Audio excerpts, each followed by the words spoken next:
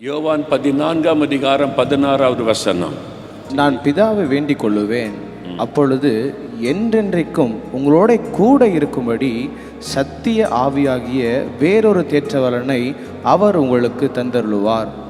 பரிசுத்த ஆவியானவரை குறித்து இயேசு பேசுகிறார். வேறொரு தேற்றரவாளன், அனதர் கம்ஃபர்டர். நான் எப்படி உங்கள் கூட இருந்து உங்களை ஆறுதல் படுத்தினேனோ, நான் போன பிறகு இன்னொருவர் வருவார், அவர் பரிசுத்த ஆவியானவர். நான் எப்படி உங்கள் கூடவே இருந்து பேசி ஆறுதல் படுத்தி நடத்தினேனோ அதே மாதிரி கூட இருப்பார், அனதர் கம்ஃபர்டர். அதுக்கு தான் அபிஷேகம். பரிசுத்தாவினால் நிரப்பப்படுங்க, பரிசுத்தாவி ஞானஸ்தானத்தை பெற்றுக்கொள்ளுவீங்க. அப்போஸ்தலர் 1 இயேசு அதை சொல்லுகிறார். சீசரிடத்தில் சொல்லும்போது, நீங்கள் உலகெல்லாம் போய் சுவிசேஷம் அறிவிக்கணும், ஆனால் உன்னதத்திலிருந்து வரக்கூடிய இந்த அபிஷேகத்தை ஆவியானவரை பெற்றுக்கொள்ளும் வரைக்கும் எருசலேமை விட்டு போகாதிருங்கள், எருசலேமிலே நீங்கள் காத்திருங்க, அந்த அபிஷேகத்தை பெற்றுக்கொள்ளணும், ஆவியானவரை பெற்றுக்கொள்ளணும் என்பதாக சொல்லுவதை நம்ம பார்க்கிறோம். அப்போ இந்த பரிசுத்த ஆவியானவர், அந்த பரிசுத்தாவின் அபிஷேகம் அப்படின்னா என்ன, அதை குறித்த காரியத்தை தெளிவாக அறிந்து கொள்ளணும். முதலாவது, பழைய ஏற்பாட்டு காலத்தில் இந்த பரிசுத்த ஆவியானவர் செயல்பட்ட விதத்தை நம்ம வாசிக்கும் போது அறிய முடியும். ஆதியாகமம் 1 இருக்கிறது, ஆவியானவர் அசைவாடி கொண்டிருந்தார், பரிசுத்த ஆவியானவர் ஜலத்தின் மீது அசைவாடி கொண்டிருந்தார். அப்பவே பார்க்கிறோம், பிதா, குமாரன், பரிசுத்த ஆவியானவர். ஒரே கடவுள் 3 விதமாய் செயல்படுகிறவர்.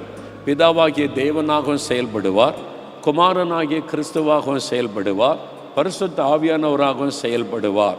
3 கடவுள் கிடையாது, ஒரே ஆண்டவர் தான். அவருடைய செயல்பாடுகள் 3 விதமானவைகள். அதனால தான் நானும் பிதாவும் ஒன்றாயிருக்கிறோம், என்னை காண்கிறவன் பிதாவை காண்கிறான் என்று இயேசு சொல்லுகிறார். அப்போ வார்த்தையாய் இருந்தவர் மனிதனாய் வந்தவர் தான் இயேசு கிறிஸ்து. அதனால் இயேசு கிறிஸ்துவை பார்க்கும் பொழுது நாம் காணக்கூடாத இறைவனை பார்க்கிறோம் என்று அர்த்தம். அதற்கு பிறகு 3வது பரிசுத்த ஆவியானவர், திருத்துவத்திலே 3வது நபர். அது ஒரு ஆவி கிடையாது, ஒரு ஸ்பிரிட்டு, அப்படியே வருது போகுது. ஆவியானவர் என்று பைபிளில் பார்க்கிறோம். ஆள் தத்துவம் உடையவர், அவர் பேசுகிறவர், வழி நடத்துகிறவர், தடை பண்ணுகிறவர், அவர் கிரியை செய்கிறவர். அப்போ அவர் ஆவியானவர் என்று தான் சொல்லப்படுகிறார். அப்போ ஒரு நபர், ஒரு ஆவி, ஏதோ கண்ணுக்கு தெரியாத ஆவி வருது போகுது அப்படின்னு நினைக்கக்கூடாது. இயேசு எப்படியோ அதே மாதிரி ஆவியானவர், அதை நம்ம உணர முடியும்.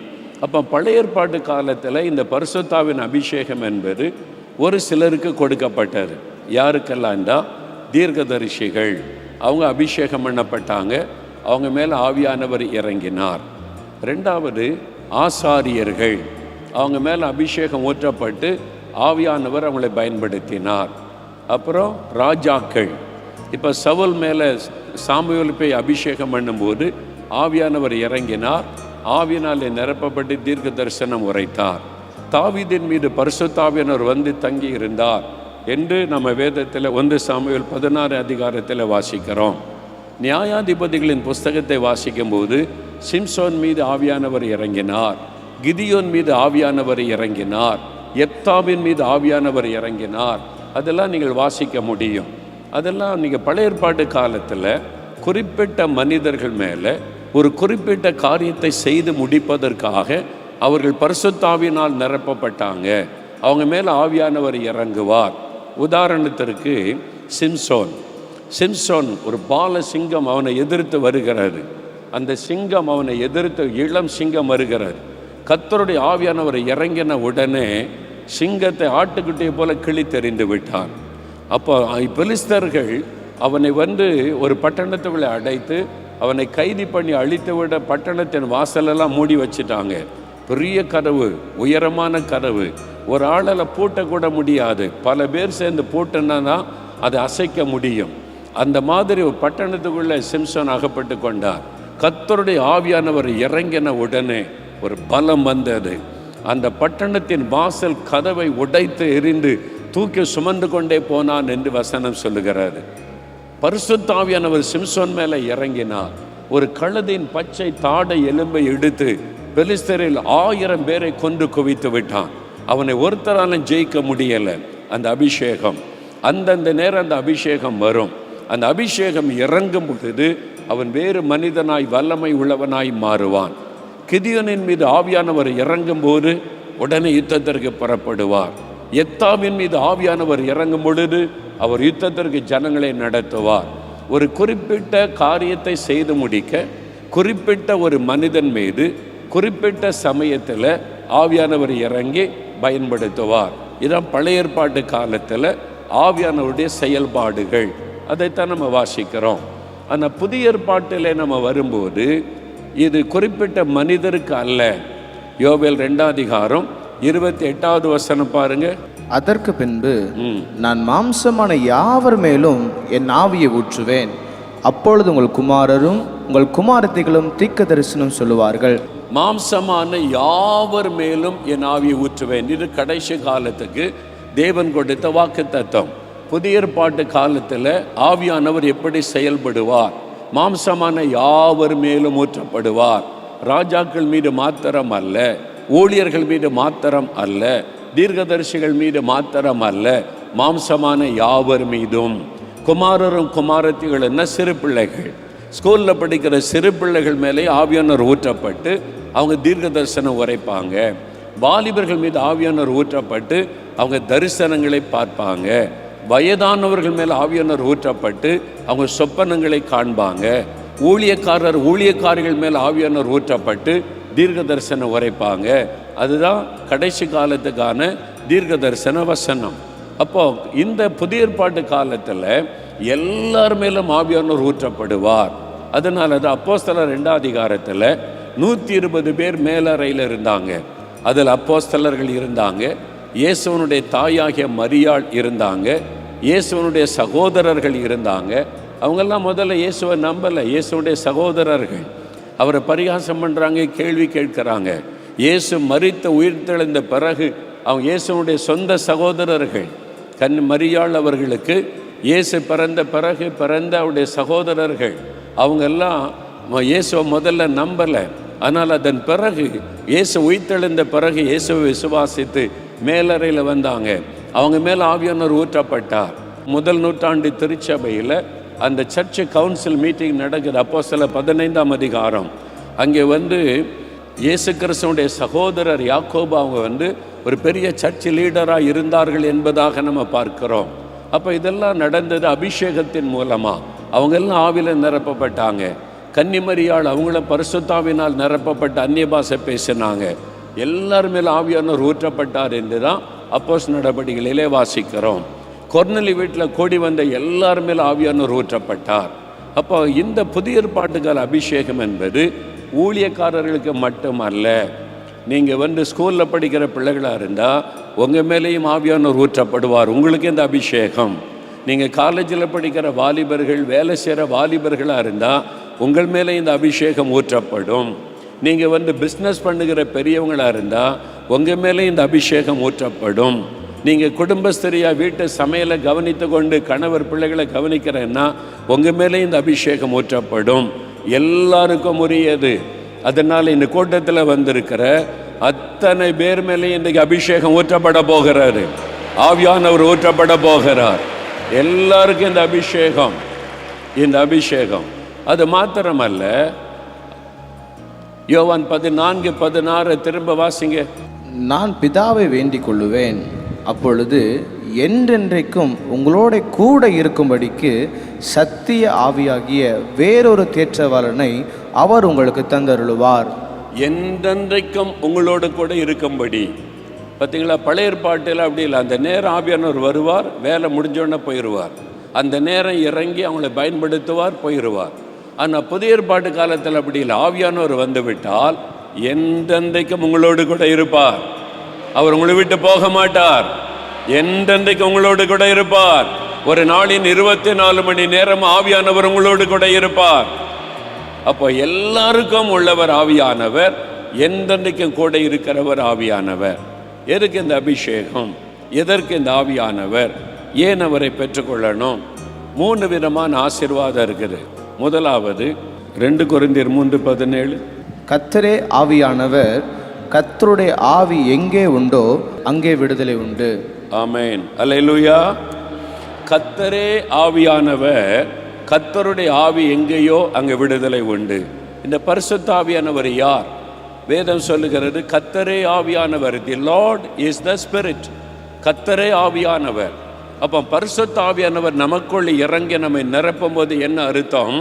கர்த்தரே நமக்குள் வந்து இறங்குகிறார். பரிசுத்த ஆவியானவராக இயேசு நமக்குள் வந்து ஆட்கொள்ளுகிறார். அதுதான் அதனுடைய அர்த்தம். கர்த்தரே ஆவியானவர். அந்த கர்த்தருடைய ஆவியானவர் தான் நமக்குள் வருகிறார், நம்மை வந்து நிரப்புகிறார். அவர் வந்து நிரப்பும் போது என்ன நடக்கிறது? ஆவியானவர் எங்கோ அங்கே விடுதலை உண்டு. Where the spirit of the Lord is, there is liberty. விடுதலை. ஆவியானவர் வந்து நம்மை நிரப்பும் போது விடுதலை நமக்கு உண்டாகும். அப்போ ஆவியானவர் வரும்போது முதலாவது நடக்கிற விஷயம் விடுதலை. என்ன விடுதலை? முதல்ல ஆத்மாவில் விடுதலை, சரீரத்தில் விடுதலை, நம்முடைய ஆவியிலே விடுதலை. இதை நீங்கள் தெளிவாக அறிந்து கொண்டா இன்றைக்கி நிறைய பேர் விடுதலை அடைய போகிறீங்க. நிறைய பேருடைய சரீரத்தில் இருக்கிற கட்டுகள் அறுக்கப்பட போகிறாரு. நிறைய பேருடைய ஆவியிலே போராடி கொண்டிருக்கிற பிசாசின் கிரியைகள் அழிக்கப்பட போகிறாரு. விடுதலை முதல்ல அதை அறிந்து கொள்ளணும். பரிசுத்த ஆவியானவர் வரும் பொழுது ஒரு விடுதலை தருகிறார். அதாவது நம்ம ரட்சிக்கப்படும் போது பாவங்கள் மன்னிக்கப்படுகிறது. ஆண்டவர் ரட்சிப்பின் சந்தோஷத்தை தந்து விட்டார்.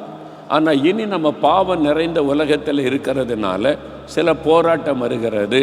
பாவத்தை மேற்கொள்ள முடியாமல் சில சமயம் தடுமாறுகிறோம். நமக்கு உதவி தேவை. அதெல்லாம் பரிசுத்த ஆவியானவர் தான் செய்கிறார். வெளிப்படையான சில காரியம் உடனே மாறிடும். சிகரெட் பிடிச்சா அதை நிறுத்திடுவாங்க, மதுபானம் குடித்தா உடனே மாறிடும். அது மாதிரி சில பாவங்கள் டக்குன்னு மாறி இப்போ புது இருதயம் வந்துடும். சில ஜென்ம சுபாவம் உள்ளுக்குள்ள இருக்கல, பிறக்கும் போதே உண்டான ஜென்ம சுபாவம், சில பெருமை, கோபம், எரிச்சல், அது வந்து வேறாக உள்ளுக்குள்ளே இருக்குது. அது அழிக்கப்படணும். அது ரட்சிக்கப்பட்ட பிறகு அப்பப்போ துளிர் விடும். அந்த ஜென்ம சுபாவம் துளிர் விடும். அதனால தான் நமக்கு தடுமாற்றம். நான் ரட்சிக்கப்பட்டேன், ஆனால் ஏன் எனக்கு இப்படி கோபம் வருது? நான் ரட்சிக்கப்பட்டேன், நான் இதை செய்யக்கூடாதுன்னு நினைக்கிறேன், ஆனால் இச்சித்துறேன். நான் இந்த தவறை செய்யக்கூடாதுன்னு நினைக்கிறேன், செஞ்சிட்றேன். எனக்குள்ள அந்த பாவத்தின் வேறு இருக்குது அப்படின்ற எண்ணம். இந்த பாவத்தின் வேரை சுட்டரிக்கிறது தான் ஆவியானவர். அக்னியாக இறங்கி வருகிறார். அல்லேலூயா. ஒரு சமயம் நான் ஊழியத்துக்காக பிரயாணப்பட்டு போய் கொண்டிருந்த சமயம் ஒரு கிராமத்தின் வழியாய் போனோம். அப்போ வயல்வெளியில் அறுவடை முடிஞ்சிருக்குது. கரும்பு அறுவடை பண்ணியிருக்கிறாங்க. கரும்பு கீழே வரைக்கும் கட் பண்ணிட்டாங்க, அறுவடை பண்ணியிருக்கிறாங்க தெரியுது. அந்த வயல் நிலத்தில் வக்கீல்களை போட்டு நெருப்பு வச்சுருக்கிறாங்க. அப்படியே நெருப்பு பரவிக்கிட்டே இருக்குது. நான் அப்படியே ஆச்சரியமாக பார்த்து, எதுக்கு வயல் நிலத்தில் நெருப்பு வச்சுருக்கிறாங்க அப்படின்னு கேட்டேன். அப்போ சொன்னாங்க, கரும்பு பயிர் செய்திருந்தாங்க, அதை கட் பண்ணி எடுத்தாச்சு, அதோடைய வேர் உள்ளே இருக்குல்ல, இன்னொரு பயிர் செய்யணும், ஒரு நெல் பயிர் செய்யணுமானா இந்த வேர் அது கீழே இருக்குது, அது முளைக்க ஆரம்பிச்சிரும். அதனால் அதெல்லாம் அழிக்கப்பட்டாதான் வேறொரு பயிரை நம்ம பயிரிட்டு பலன் பெற முடியும். அதனால் நெருப்பு வச்சு அதை எரிச்சிருவாங்க. அப்போ நிலம் புதிதாய் மாறிடும், அந்த வேரெல்லாம் அழிஞ்சிரும். அதன் பிறகு உழுது விட்டால் அதெல்லாம் அப்படியே மண்ணோட மண்ணாக மக்கி போயிடும். அதன் பிறகு வேறு பயிரை செய்ய முடியும் என்று சொன்னாங்க. இதில் ஒரு பெரிய ஆவிக்குரிய சத்தியம் இருக்குது. கவனிங்க, நம்ம மனம் திரும்பும்போது இயேசுவே என் பாவத்தை மன்னியும், ஆண்டவர் மன்னிச்சிட்டார். அவருடைய ரத்தம் நம்மை கழுவி விட்டார். சில ஜென்ம சுபாவம் இருக்குது பாருங்கள், இந்த வேறு உள்ளே இருக்குது. இந்த ஜென்ம சுபாவம் வேறு உள்ளே இருக்குது. அப்பப்போ அது முளைக்குது. அதுதான் டக்குனு கோபத்தை கொண்டு வருது, இச்சையை தூண்டுது, அது நம்ம பெருமையை கொடுக்குது, சில தப்பு பண்ண வைக்குது. இதெல்லாம் உண்டாக்கி ஜென்ம சுபாவம் உள்ளே இருந்து அது அழிக்கப்படணும். அதுக்கு தான் ஆண்டவர் என்ன பண்ணுறாரு? பரிசுத்த ஆவியாகி அக்னி அனுப்புகிறார். ஆவியானவர் நெருப்பை போல இறங்கி வருகிறார். அது அந்த ஜென்ம சுபாவத்தை சுட்டரித்து விடும். ஒரு முழுமையான பரிசுத்த நமக்குள்ள வந்துடும். அப்போ ஒரு விடுதலை, அந்த ஜென்ம சுபாவத்திலிருந்து ஒரு விடுதலை. அதுதான். ஒரு சமயம் ஒரு வாலிபனை நான் சந்தித்தேன். அவர் ஊழியம் செய்கிறார். நல்ல ஊழியத்தில் இருந்து சாட்சியெல்லாம் சொல்லி பிரசங்கெல்லாம் பண்ணி கொண்டு இருந்தவர். அவரோடு நான் பேசி கொண்டிருந்த சமயம் அவர் சொன்னார், அண்ணே, நான் ரட்சிக்கப்பட்டேன், ஆண்டவர் பாவத்தை மன்னிச்சிட்டாரு. நிறைய கூட்டத்தில் போய் சாட்சியெல்லாம் சொன்னேன். வாலிபனாக இருந்தேன், என்னை இயேசு ரட்சித்துட்டாரு, நான் இப்போ ஆண்டவருடைய பிள்ளையா இருக்கேன், இந்த பாவத்திலேருந்தெல்லாம் விடுதலை தந்துட்டாருன்னு. ஆனால் கொஞ்ச நாள் கழித்து அதே பாவம் என்னை மேற்கொள்ள ஆரம்பிச்சிட்டு, நான் எந்த பாவத்தை விட்டேனோ அந்த பாவம் என்னை மேற்கொள்ளுகிறது.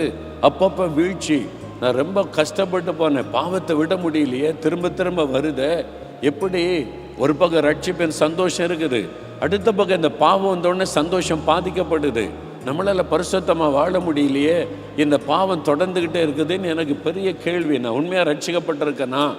அதனால என்ன பார்த்தேன், நான் நிறைய சாட்சி சொல்லியிருக்கிறேன், மேடைகளெல்லாம் போய் சாட்சி சொல்லி வாலிபர்களுக்கெல்லாம் என்னை பற்றி தெரியும். இப்போ நான் பாவம் செய்துக்கிட்டு இருக்கேன்னா, ஐயோ அது ஆண்டவருடைய நாமம் தூஷிக்கப்படும், அதை விட ஆண்டவர் என்னை எடுத்துக்கொண்டா நல்லது அப்படின்னு ஆண்டவர்கிட்ட எடுத்துக்கொள்ளும்னு ஜெபிச்சாராம். ஆண்டவர், என்னால் பரிசுத்தமாக வாழ முடியல, இந்த பாவம் நிறைந்த உலகத்தில் அப்பப்போ பாவம் வந்துடுது, அதனால உங்களுடைய நாமம் தூஷிக்கப்படும், அதை விட என்னை எடுத்துக்கொள்ளுங்க, என்னை பரலோகத்துக்கு எடுத்துக்கொள்ளுங்க, என்னை கொன்னுருங்கன்ற மாதிரி ஜெபிச்சாராம். அப்போ ஆண்டவர் பேசினார், மகனே, நான் உன்னை எடுத்துக்கொள்ள விரும்பலை, உனக்கு வெற்றி கொடுக்க விரும்புகிறேன், உனக்கு ஜெயம் கொடுக்க விரும்புகிறேன். அதுக்கு தான் பரிசுத்த ஆவியானவர், அதுக்கு தான் அந்த அபிஷேகம். நீ அந்த பரிசுத்த ஆவியானவரை பெற்றுக்க, ஆவியானுடைய வல்லமையை பெற்றுக்க, நீ அவர் உனக்கு விடுதலை கொடுத்து வெற்றியின் பாதையில நடத்துவார். அப்பதான் பரிசுத்த ஆவியானவரை குறித்து அறிந்து ஆவியானுடைய அபிஷேகத்தை பெற்றுக்கொள்ள நாட ஆரம்பித்தார். எங்கெல்லாம் பரிசுத்த ஆவி குறித்து பேசுறாங்க, பரிசுத்தாவின் அபிஷேகத்துக்கு ஜெபிக்கிறாங்கன்னு ஓடி ஓடி கூட்டங்களில் பங்கு பெற்ற போது இந்த அபிஷேகம் எனக்கு வேணும், இந்த ஆவியானவர் எனக்கு வந்தாதான் நான் பரிசுத்தமாய் வாழ முடியும் என்று தேடி ஒரு நாள் பரிசுத்த ஆவியானவர் நிரப்பினார். அல்லேலூயா. அந்த ஆவியானவர் நிரப்பின உடனே, இந்த அபிஷேகம் வந்த உடனே அவர் சொன்னார், அண்ணே, அதிலிருந்து என் வாழ்க்கை மாறிவிட்டாரு. அதன் பிறகு வெற்றியுள்ள ஒரு வாழ்க்கை, அதன் பிறகு அந்த பாவத்தை குறித்த காரியத்தில் விடுதலை, ஜென்ம சுபாவத்தெல்லாம் ஆண்டவர் எடுத்து என்னை புதிதாய் மாற்றிவிட்டார் என்பதாக அவர் சொன்னார். அப்போ நான் கேட்டேன், சரி, இப்போ ஆண்டவர் மாற்றிட்டார், விடுதலை கொடுத்துட்டார், இப்போ உங்களுக்கு பாவ சோதனை வர்றது இல்லையான்னு கேட்டேன். சோதனை வருது, நம்ம உலகத்தில் தான் இருக்கிறோம், பாவ சோதனை வரும். ஆனால் பாவம் என்னை வீழ்த்த முடியவில்லை, நான் ஜெயிக்கிறேன். ஆவியானவர் எனக்கு ஜெயம் கொடுத்து கொண்டிருக்கிறார், சோதனைகளை மேற்கொள்ள கிருபை தருகிறார். அதுக்கு தான் அபிஷேகம். அல்லேலூயா. நம்ம உலகத்தில் நான் சொன்ன பாருங்க, ரட்சிக்கப்படும் போது பாவத்தினுடைய வல்லமிலிருந்து நம்ம விடுதலை பெறுகிறோம். we are delivered from the power of the sin. பாவத்தின் வல்லமிலிருந்து விடுதலை பெறுகிறோம். But we are in the presence of the sin. ஆனாலும் பாவ பிரசன்னத்துக்குள்ள தான் இருக்கிறோம். நம்ம ரட்சிக்கப்பட்டுட்டோம், ஆனால் நம்முடைய தெருவில் உள்ளவங்க, நம்ம கூட வேலை பார்க்குறவங்க, இந்த உலகத்தில் இருக்கிறவங்க, எவ்வளவு பாவம் நிறைந்திருக்கிற உலகத்தில் பாவ பிரசன்னத்துக்குள்ள இருக்கிறதுனால நாம் அடிக்கடி தாக்கப்படுகிறோம். நம்ம பாவத்தில் வீழ்ச்சி அடையும்படி பிசாசு போராடுகிறான். இந்த போராட்டத்துக்கு நடுவில் தான் நம்ம இருக்கிறோம். ஆனால் ஒரு நாள் வரும், இயேசு திரும்ப வரும்போது இந்த உலகத்திலேருந்தே கர்த்தர் நம்ம கொண்டு போயிடுவார்ல, அப்போ பாவமே இல்லாத உலகத்தில் கர்த்தர் கொண்டு போவார். அதுதான் பரிபூரணமான ரட்சிப்பு.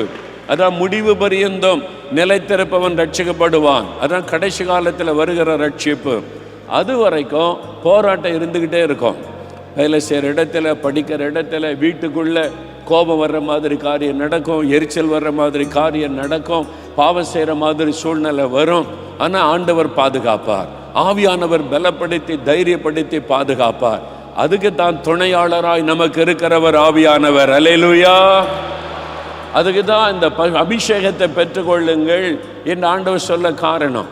அந்த பரிசுத்தாவின் அபிஷேகம் வரும் பொழுது அவர் அக்கினியாய் நமக்குள் இறங்கி ஜென்ம சுபாவத்தை சுட்டரித்து விடுவார். அந்த ஜென்ம சுபாவம் அழிக்கப்பட்டு விடும். அதன் பிறகுதான் ஆவிக்குரிய கனி உண்டாகும். ஜென்ம சுபாவம் அழிக்கப்படாதபடி ஆவிக்குரிய கனி உண்டாக முடியாது. ஒரு புதிய ஒரு கனி உண்டாகணுமானா பழையது அழிக்கப்பட வேண்டும். பழைய பயிர்கள் சுட்டரிக்கப்பட்டு வேரெல்லாம் அழிக்கப்பட்டாதான் அடுத்த பயிர் விதைக்கப்பட்டு அது பலன் கொடுக்க முடியும். அப்போ இந்த மாம்சத்தின் கிரியைகள் அழிக்கப்பட்டாதான் ஆவியின் கனி நமக்குள்ளே உண்டாக முடியும். அதுக்கு தான் பரிசுத்த ஆவியானவர், அதுக்கு தான் இந்த அபிஷேகம். அதனால தான் இந்த அபிஷேகத்தை பெற்றுக்கொள்ளுங்கள் என்று சொல்லுவார். இது ஊழியக்காரர்களுக்கு மட்டுமல்ல, எல்லாருக்கும் தேவை.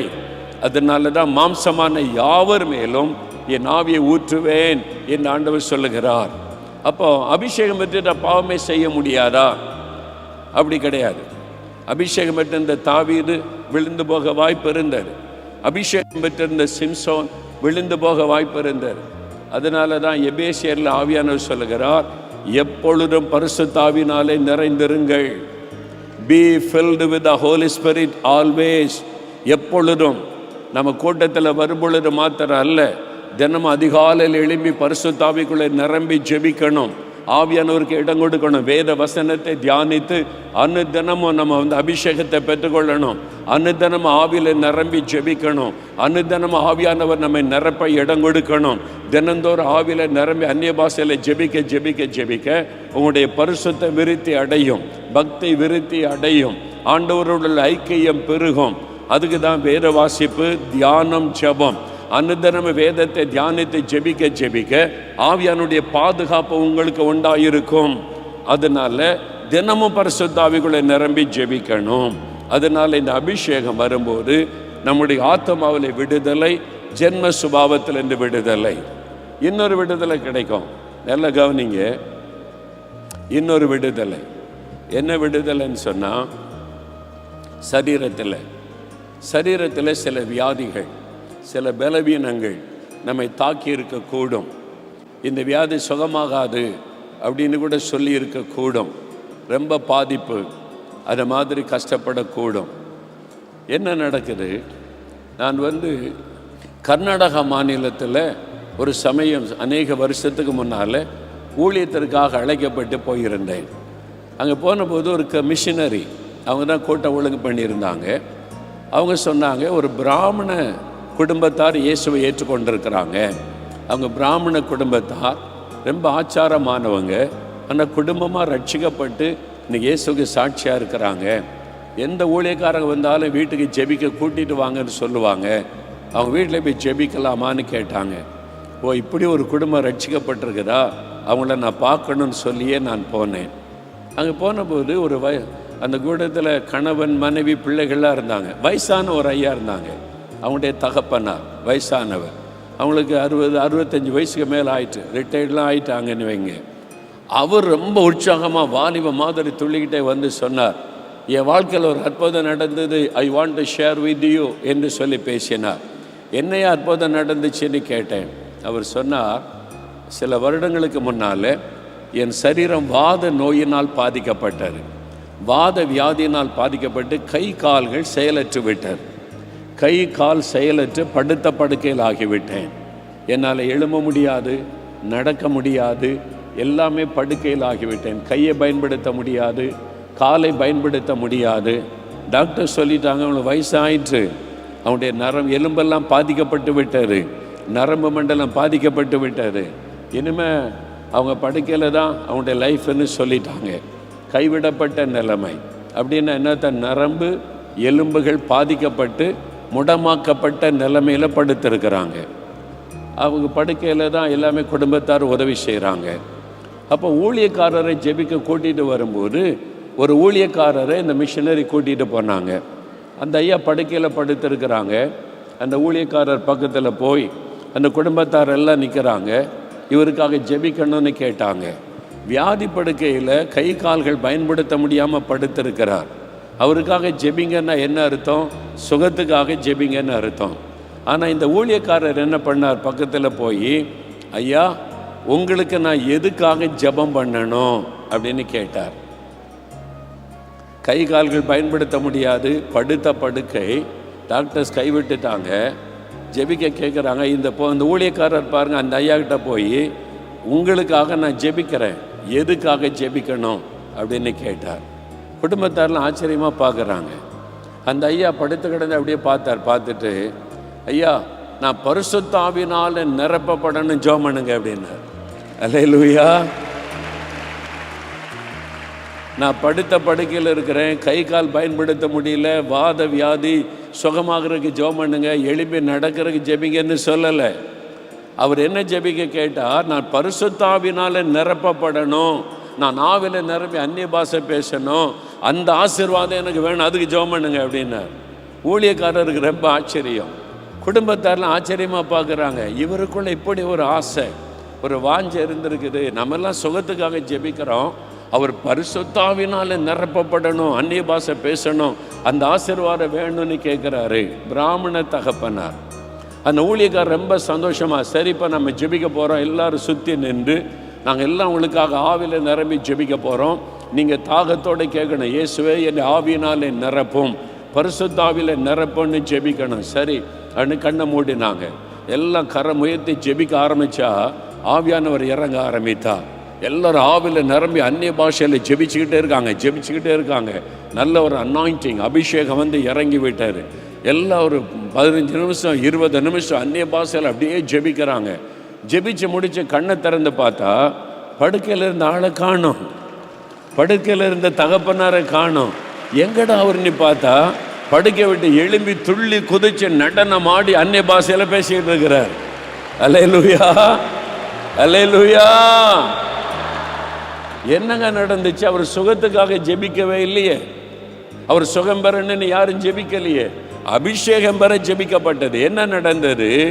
ஆவியானவர் எங்கோ அங்கே விடுதலை உண்டு. அல்லேலூயா. ஆவியானவர் கொடுக்கிற விடுதலை பாவத்திலிருந்து விடுதலை மாத்திரம் அல்ல, வியாதியிலிருந்து விடுதலை தருவார், வியாதியின் கட்டுகளை அறுத்து விடுவார், நம்முடைய பலவீனப்பட்ட சரீரத்தை அவர் பலப்படுத்தி விடுவார், அந்த கட்டுகள் அறுக்கப்படும். ஆவியானவர் எங்கோ அங்கே விடுதலை, பலவீனத்தின் கட்டுகள், வியாதியின் கட்டுகள் அறுக்கப்படும். இன்றைக்கு உங்களுடைய சரீரம் பாதிக்கப்பட்ட உயிர்ப்பிக்கப்படும். ரோமர் 8ஆம் அதிகாரத்தில் சொல்லப்படுகிறது, ஆவியானவர் உயிர்ப்பிக்கிறவர். உயிர்ப்பிக்கிற ஆவியானவர் என்றால் செத்து போன உறுப்பை உயிர்ப்பிக்கிற ஆண்டவர். இன்றைக்கு உங்களுடைய சரீரத்தில் சிறுநீரக செயல்படாமல் இருக்கலாம். உங்களுடைய சிறுநீரகத்தை ஆவியானவர் தொடும் பொழுது அதை செயல்பட வைத்து விடுவார், அதை உயிர்ப்பித்து விடுவார். டயாலிசிஸ் உங்களுக்கு அவசியம் இருக்காது, அதை உயிர்ப்பித்து விடுவார். கேன்சர் வியாதியினால உங்களுடைய உறுப்பை பாதிக்கப்பட்டு இருக்கலாம். உங்களுடைய ஸ்டமக்கில், உங்களுடைய மார்பில், உங்களுடைய கண்ணில், உங்களுடைய சரீர உறுப்புகளில் கேன்சர் வியாதி வந்து அந்த உறுப்பை மறித்து விட்டது. இன்றைக்கு ஆவியானவர் இறங்கும் பொழுது உயிர்ப்பிக்கப்பட போகிறீர்கள். கட்டுகள் அறுக்கப்பட போகிறது, வியாதியின் கட்டு அறுக்கப்பட போகிறது. அது ஆவியானவர் எங்கோ அங்கே விடுதலை. அதனால்தான் இந்த அபிஷேகம் தேவை. முதல்ல நம்முடைய ஆத்மாவிலே விடுதலை, பாவ கட்டுகள் என்று விடுதலை. இரண்டாவது சரீரம், பலவீனம், நோய்கள், கட்டுகள் என்று விடுதலை. மூன்றாவது என்ன விடுதலை? ஆவியிலே பயம். எப்போ பயம் இருந்துக்கிட்டே இருக்குது. டிப்ரெஷன், மன அழுத்தம், ஒரு கலக்கம் இருக்குது. மரண பயம் சிலருக்குள்ள இருக்குது, மரண பயம் இருக்குது. செத்துருவனோன்ற பயம் சிலருக்குள்ள, செத்து போயிருன்னு பேசுது, தற்கொலை பண்ணிடுவனோன்ற பயம். எப்பொழுது டிப்ரெஷன், அப்படியே தனிமையில் உட்கார்ந்து குழப்பம், ஸ்பிரிட் ஆஃப் கன்ஃபியூஷன், குழம்பிக்கிட்டே இருக்கிறீங்க. இன்றைக்கு உங்களுக்கு விடுதலையின் நாள். ஆவியானுடைய வல்லமை இறங்க போகிறது. அந்த கட்டுகள் எல்லாம் அறுக்கப்பட போகிறது. மன அழுத்தங்கள் மாற போகிறது. பைத்தியம் பிடித்த நிலைமையில் இருக்கிற நீங்கள் விடுதலை அடைய போகிறீர்கள். ஆவியானவர் எங்கோ அங்கே விடுதலை. ஆவியானவர் விடுதலை தருகிறவர். Where the spirit of the Lord is, there is a liberty. ஆவியானவர் எங்கோ அங்கே விடுதலை. உங்களுடைய கால்கள் பாதிக்கப்பட்டிருக்குதா? ஆவியானுடைய வல்லமை இறங்கின உடனே கால் செயல்பட ஆரம்பிக்கும், எளிமை நடக்க ஆரம்பிப்பீங்க. கண்ணு பாதிக்கப்பட்ட கண்ணு தெரியலையா? ஆவியானுடைய வல்லமை கண்களை தொட்டவுடன் கண்கள் புது கண்களாய் மாறிவிடும். உங்களுடைய லங்ஸ் பாதிக்கப்பட்டு, லிவர் பாதிக்கப்பட்டு இருக்கிறதா? ஆவியானுடைய வல்லமை இறங்கின உடனே அந்த லங்ஸ் புதிதாய் மாறும், உங்களுடைய லிவர் புதிதாய் மாறும், உங்களுடைய டைஜஸ்டிவ் சிஸ்டம் புதிதாய் மாறும், உங்களுடைய நரம்புகள், எலும்புகள் புதிதாய் மாறும், கட்டுகள் அறுக்கப்படும், ஒரு விடுதலை உண்டாகும். ஆவியானவர் எங்கோ அங்கே விடுதலை. இன்றைக்கு உங்களுக்கு விடுதலையின் நாள். அதுக்கு தான் அபிஷேகம். அல்லேலூயா, அல்லேலூயா. அப்போ ஆவியானவர் எவ்வளவு அவசியம் பார்த்தீங்களா? அதனால தான் பரிசுத்த ஆவியை பெற்றுக்கொள்ளணும். ஆவியானவர் சும்மா ஏதோ அந்நிய பாஷை பேசுறாங்க, கையை தட்டுறாங்க, என்னை சாதாரணமாக நினைக்காதங்க. உண்மையில் அதுக்குள்ள இருக்கிற ஆசீர்வாதத்தை அறிந்து கொள்ளுங்க. ஆவியானவர் வரும் பொழுது விடுதலை.